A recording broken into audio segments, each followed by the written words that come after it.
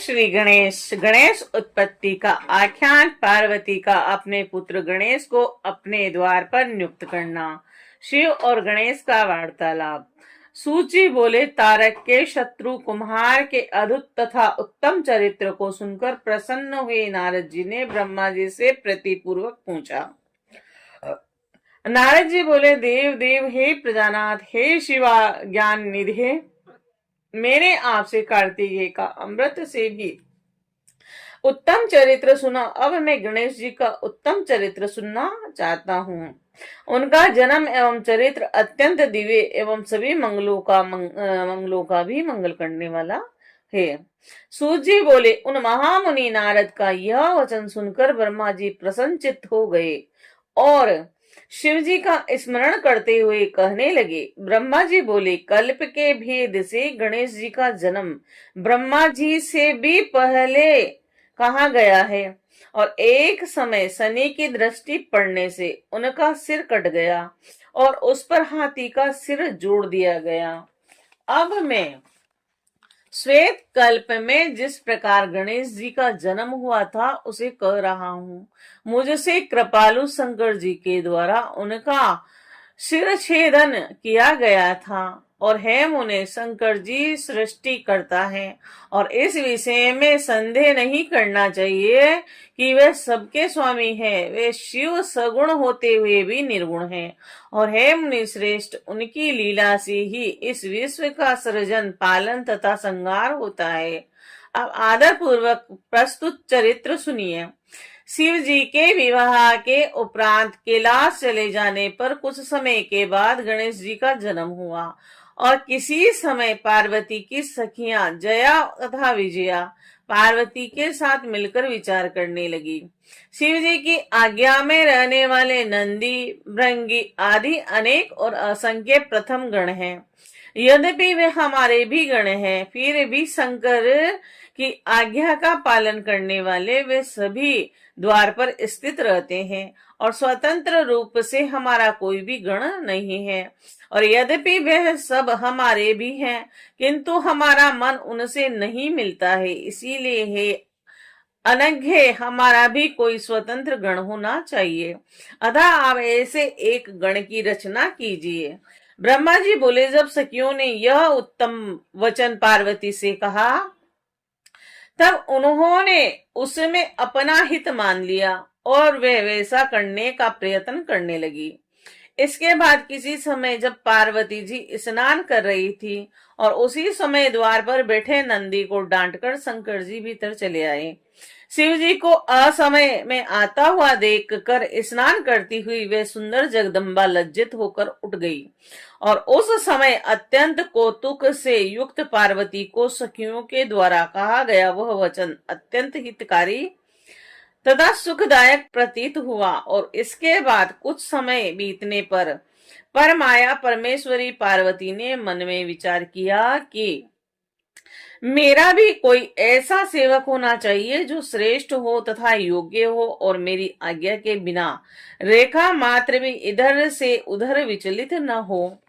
और इस प्रकार विचार कर उन देवी ने अपने शरीर के मेल से, सर्व लक्षण संपन्न शरीर से, सभी अवयवों से सर्वथा निर्दोष और समस्त सुंदर अंगों वाले विशाल, सर्व शोभा संपन्न एवं महाबली तथा पराक्रमी पुरुष का निर्माण किया। पार्वती ने उसे नाना प्रकार के वस्त्र, अनेक प्रकार के अलंकार तथा अनेक उत्तम आशीर्वाद देकर कहा, तुम मेरे पुत्र हो और तुम ही मेरे हो और यहाँ कोई दूसरा मेरा नहीं है। और इस प्रकार कहे जाने पर उस पुरुष ने पार्वती को नमस्कार कर कहा। गणेश जी बोले, आपका क्या कार्य है? मैं आपके द्वारा आदिष्ट कार्य को पूरा करूंगा। तब उनके द्वारा इस प्रकार कहे जाने पर पार्वती ने पुत्र से कहा। शिवा बोली, हे तात, मेरे वचन को सुनो। तुम आज मेरे द्वारपाल बनो और तुम मेरे पुत्र हो। केवल तुम ही मेरे हो और तुम्हारे अतिरिक्त यहाँ मेरा कोई नहीं है। हे सतपुत्र, मेरी आज्ञा के बिना कोई भी मेरे घर के भीतर किसी प्रकार हट से भी न जाने पाए। हे तात, यह मैंने तुमसे सत्य कह दिया। ब्रह्मा जी बोले, हे मुने, पार्वती ने इस प्रकार कहकर एक अत्यंत दृढ़ लाठी उसे दे दी और उस बालक के सुंदर रूप को देखकर वह हर्षित हो गई। उन्होंने प्रेम से उस पुत्र का मुख चूमकर उनका आलिंगन करके हाथ में लाठी लिए हुए उन गणेश को अपने द्वार पर नियुक्त कर दिया। और हे तात, इस प्रकार वह महावीर देवी पुत्र गण पार्वती माता की रक्षा के लिए हाथ में लाठी लिए हुए द्वार पर पहरा देने लगा। एक समय अपने पुत्र उन गणेश्वर को द्वार पर नियुक्त कर वे पार्वती सखियों के साथ स्नान करने लगी। और हे मुनि श्रेष्ठ, इसी समय परम कौतुकी तथा अनेक प्रकार की लीलाएं करने में प्रवीण वे शिव जी भी द्वार पर आ पहुंचे। तब गणेश ने उन शिव जी को बिना पहचाने कहा, हे देव, इस समय माता की आज्ञा के बिना आप भीतर नहीं जा सकते और माता जी स्नान कर रही हैं और कहाँ चले जा रहे हैं, और इस समय यहाँ से चले जाइए।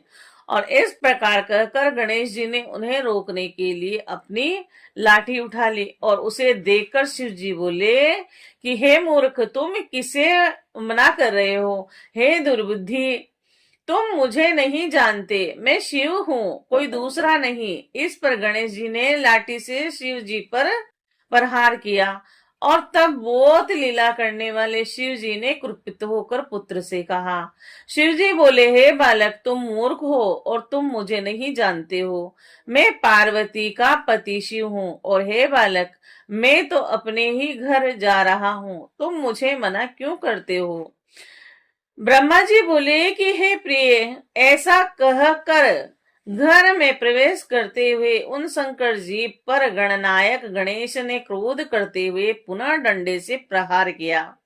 तब अत्यंत कुपित हुए शिव जी ने अपने गणों को आज्ञा दी और हे गणों, देखो यह कौन है और यहाँ क्या कर रहा है। ऐसा कहकर लोकाचार में तत्पर रहने वाले तथा अनेक अद्भुत लीलाएं करने वाले शिव जी वहां क्रोध में भरकर घर के बाहर ही स्थित रहे।